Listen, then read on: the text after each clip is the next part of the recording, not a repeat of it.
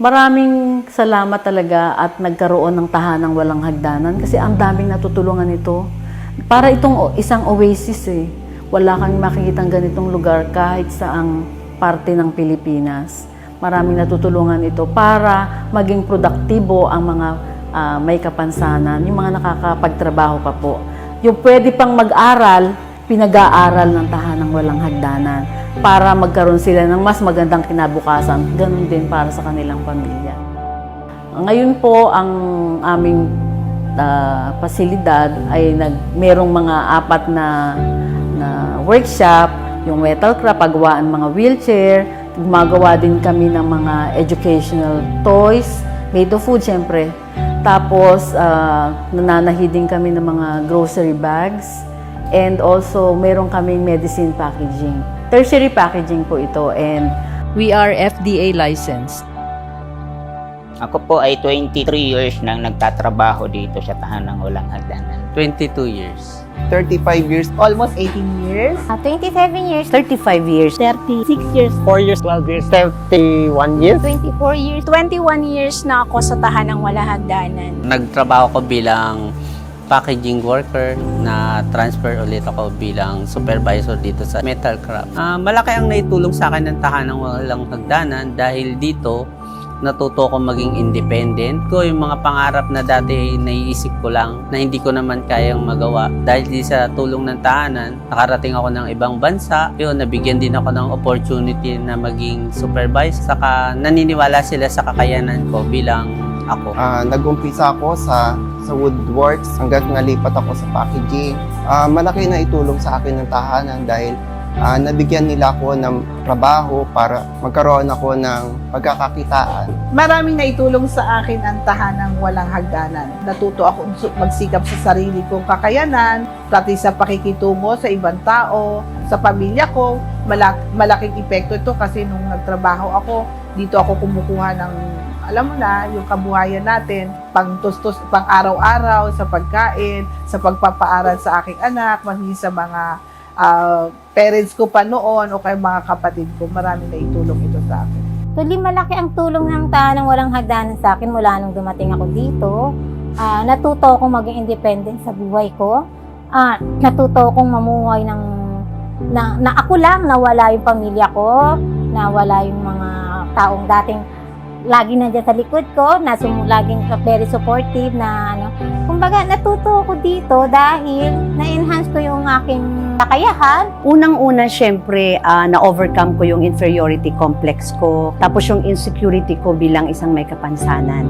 Nag-grow ako professionally. Nagamit ko yung napag-aralan ko at naging bihasa ako sa trabaho ko dito sa accounting. Yung naging effect sa akin ng Tahanang Walang Hagdanan, syempre nag-grow ako professionally. Nagkaroon na rin ako ng stability financially, syempre. At later on, nagkaroon na rin ako ng sarili kong pamilya at sa tulong ng tahanan, nagkaroon na rin ako ng sarili kong bahay. Sa akin talagang maraming naitulong ang Tahanang Walang Hagdanan. Dito ako nagkaroon ng trabaho. Dito rin ako nagkaroon ng asawa. Tapos nagkaroon ng anak. Sa tulong ng tahanan, nagkaroon ako ng sariling bahay. Napakarami pong naitulong sa akin ng Tahanang Walang Hagdanan. Natulungan ako para malampasan yung depresyon na pinagdaanan ko nung mga panahong nagkasakit ako at yun nga, hindi na ako nakalakad. Siyempre nagbago yung takbo ng buhay ko noon eh. Sa tulong ng Tahanang Walang Hagdanan, yun, nabigyan ako ng mas positibong pananaw sa buhay. Pero nung natagpuan ko ang Tahanang Walang Hagdanan, doon na nag-umpisa na maging fruitful yung aking buhay at bilang isang PWD na nagtatrabaho sa Tahanang Walang Hagdanan, mas naging empowered ako as a person with disability. Nagkaroon na po ng direction, kumbaga, compared dati na parang akala ko hindi na ako makakapagtrabaho, akala ko hindi ko na magagawa ang mga ibang bagay na dati kong ginagawa nung ako ay nakakalakad pa. Very thankful ako sa organization na ito. Sa pamilya ko, malaki. Halos buong buhay ko dito sa tahanan eh. Kasi sa loob ng 31 years, dito na ako nagkaroon ng asawa, nagka-anak, nagka-pamilya. Dito ko rin napag-aaral yung mga anak ko na yung panganay ko na kapagtapos na rin ng education, yung bunso ko kasalukuyan nag-aaral ng kolehiyo. Dito ko naman nakilala asawa ko. Dito ko matagal, maraming nangyari yung buhay ko ngayon, tahanan. Maraming naitulong ang tahanang walang hagdanan sa akin. Kasi nung unang dating ko po dito, hindi po ako talaga marunong manahi. Dito po ako natutong manahi at dito na rin po siguro ako maraming natutunan. Dito ko rin naipagtapos yung kapatid ko po sa pag-aaral. Isang blessing po na napunta ako dito sa tahanang walang hagdanan. For my 21 years in tahanang walang hagdanan, ang nag-iepekto sa akin ito, yung naging better akong tao. Kumbaga, hindi ko nakita yung disability ko for how many years. Doon ko na naging independent ako. At nagkaroon ako ng pamilya na hindi ko, ni sa panaginip, hindi ko akalain na magkakaroon ako ng anak. Magtataguyod sa 3 anak at magkakaroon ng asawa. Pero nang napunta ako sa tahanang walang hagdanan, doon ko nakita yung sarili ko. Ako ay nabigyan ng pagkakataon na makapag-aral. So nag-aral ako ng computer technician, nag-aral ako ng electronics, then nag-aral ako ng BS Computer Science. Na kung saan yung mga skills na yon ay nagagamit ko upang magkaroon ako ng additional na income bukod sa sahod ko sa pagtatrabaho dito sa tahanan. So syempre, higit sa lahat, malaking tulong para sa akin yung naging empleyado ako ng tahanan dahil naging independent ako at natutugunan ko yung mga pangangailangan ko personally. Ganon din yung aking pamilya. Kumbaga, kung ano yung kailangan nila na ibibigay ko. So, malaking blessing para sa akin na naging bahagi ako ng tahanang walang hagdanan.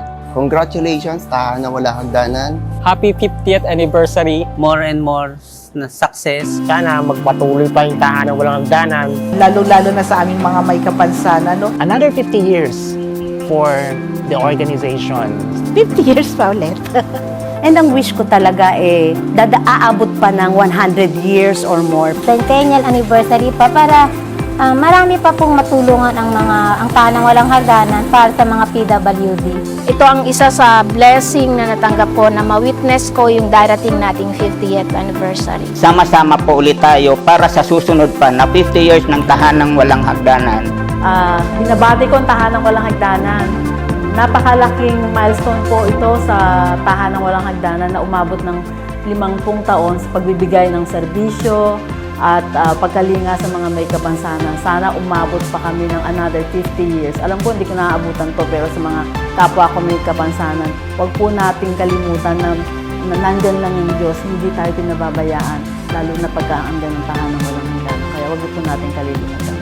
Unang-unang gusto kong magpasalamat.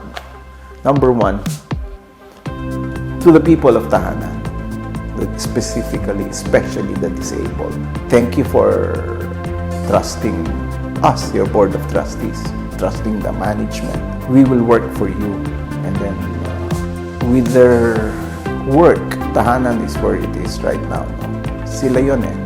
I always say, Tahanan is really about them eh. So yung ako, really guidance lang ako, policy lang ako. And then sometimes, siguro iniisip ng mga tahanan, basta ganyan lang tayo, diretso lang tayo.